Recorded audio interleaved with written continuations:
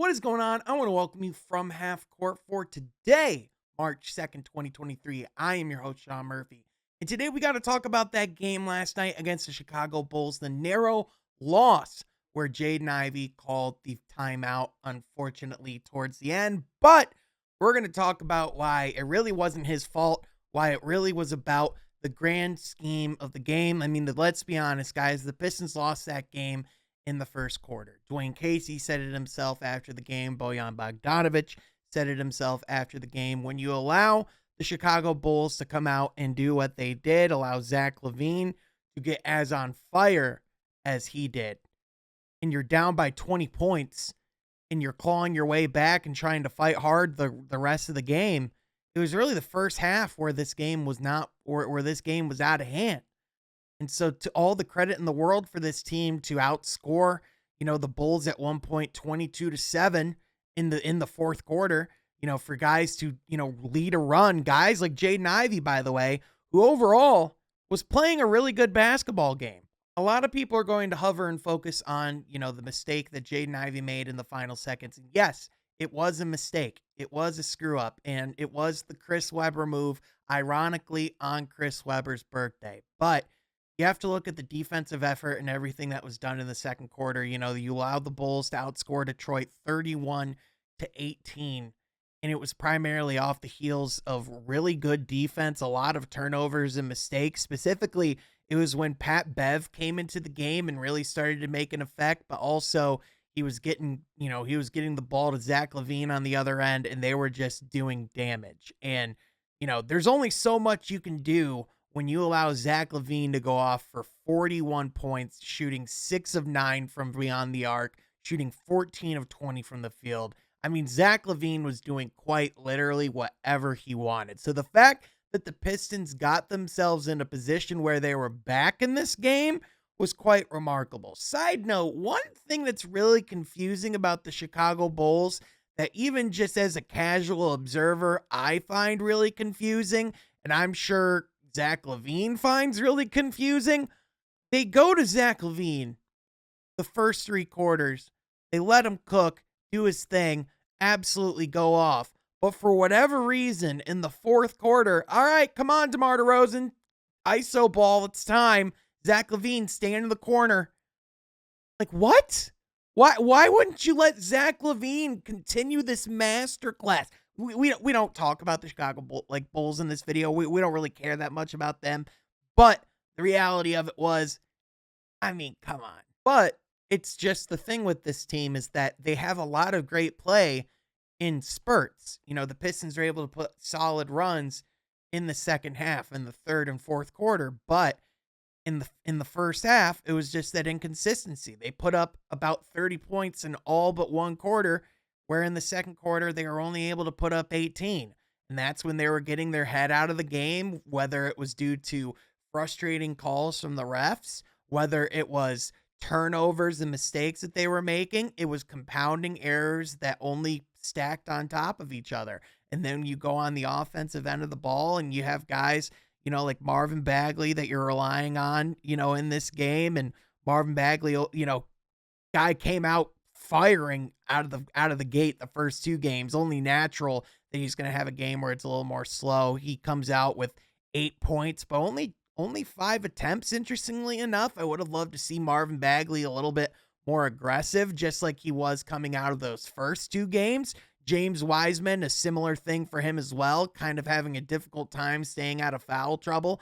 I mean, especially when you're going up against guys, like Nikola Vucevic, who's a really crafty veteran, even though he's not the best that he was, which, by the way, defensively, one of the things that the Pistons that were doing that was getting them back in the game was exploiting Nikola Vucevic, and then Pat Bev went up and got in Vucevic's face, and then they were starting to argue, which was absolutely hilarious because Pat Bev pissing off his teammates was totally part of the reason why the Pistons got back into this game. It was, as an NBA fan, it was just a masterclass to watch.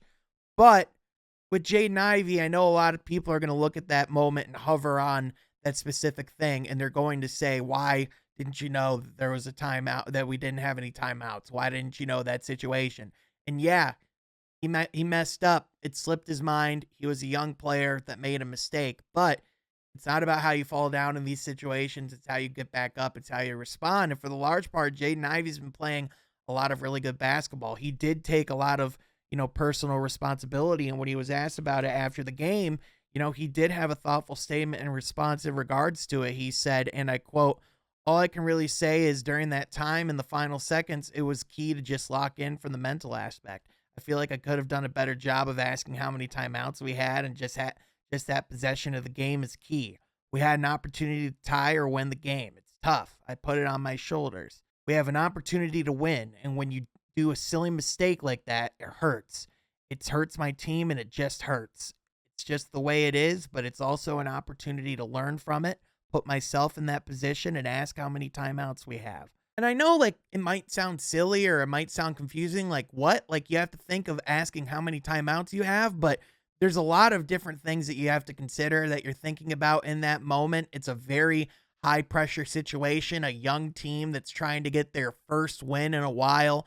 Jaden Ivey, who's a really fast player who plays, with his athleticism and speed. Sometimes one of the things with his game is letting his mind catch up with the speed that he's showing and displaying on the court. A lot of times when mentally his game is caught up, when he is, slowing down, when he is making those decisions that are in the flow of the game, that's when he's at his best. But there were moments last night towards down the stretch where, he really looked eager and desperate to get the win. And sometimes when you do that, you make mistakes. He had he had a turnover, towards the end of the fourth quarter where he was trying to make a play.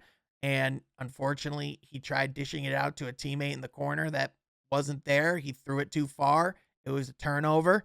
Jaden Ivey then, obviously towards the end of the game has that timeout situation. But whenever Jaden Ivey's been at its best, it's been when he's been calm, cool, collected. And he has been in the flow of the game. So I do think this is just one of those mental lapses and one of those things where it's in the grand scheme of things, it's a inconsequential game in March against the Bulls when we're heading towards the draft lottery. Another loss in the grand scheme of things only helps the Pistons for their lottery odds. I'm not saying that the Pistons should be wanting losses right now, but again, it's another really competitive loss, and the Pistons very well could have done things differently to win that game. That means there's things that you can very much improve on, and who knows? The Pistons very much could be in a position to get a win here very soon. They're going to have opportunities. They play again on the 4th at Cleveland. That's going to be a very tough, competitive game, obviously. I would put my money on Cleveland for that, but they do have other games coming up. I am interested to see how James Wiseman and Marvin Bagley will play against Cleveland. Hopefully maybe we get Jalen Duren back in time for that game on Saturday. Who knows? It's kind of hard to tell what his timeline is since it is kind of the ankle soreness issue that he's been dealing with for quite a bit. Now, another thing to talk about as well, we did get to see a little bit more of extended minutes from RJ Hampton, and the results are in. RJ Hampton, you will only be here till the end of the season. He's not going to be a player in the grand scheme of things that'll be of much consequence. There were just points on the defensive end where he just looked a little bit lost. I think that was pretty apparent. He really only played 7 minutes, and that's when Dwayne Casey kind of decided to pull the plug. And to be honest, I'm totally okay with it, because when you have quality players off of your bench like Hamidou Diallo and Alec Burks that were playing as well as they did. I mean, Hamidou Diallo was plus 14. He was 7 of 13 from the field, 5 of 5 from the free throw line. His mid-range game has significantly improved. I've really enjoyed seeing him being more commanding of taking the ball and doing things on the offensive end.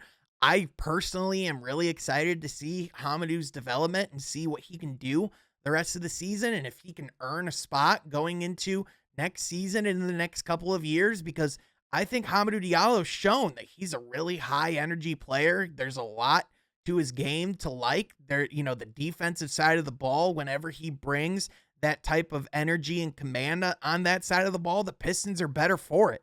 And I think, if they had guys like Isaiah Livers in this lineup, in addition to guys like Hamidou Diallo in addition to Jalen Duren and Isaiah Stewart as well, I think you would be seeing a team that would be way more competitive even than they were right now. And they're still really competitive. So overall, there's still a lot to like. This team is still playing really hard. Like, yes, they fall behind quite a bit in the first half on a semi-consistent basis, but at the same time, you want to see your young teams respond. You want to see young teams consistently claw back into games, and to this team's credit, they really are. Over the course of the past couple of weeks, they've really gone from, being in a lot of these double-digit losses to really starting to figure it out and being more competitive, learning to compete, exactly what we were talking about at the beginning of the season. So overall, I know a lot of people, again, are going to beat up on Jaden Ivey for that mental mistake at the end. I know people are going to say he pulled the Chris Webber, but at the end of the day, there's still a lot to like about Jaden Ivey's game. And quite frankly, it still would be a really difficult decision if the Pistons were in a position to choose between Scoot Henderson and Jaden Ivey. But that's not a conversation for this video. That's a conversation for a whole other day. But with that, I would love to know your thoughts on the game last night in the comment section down below. But also be sure you follow myself on Twitter at Sean Halfcourt so you're not missing any updates on content as well as any other content I'm doing in general. But with that, folks, thank you so much for tuning in. And I will catch you guys next time from Halfcourt. Be sure you subscribe.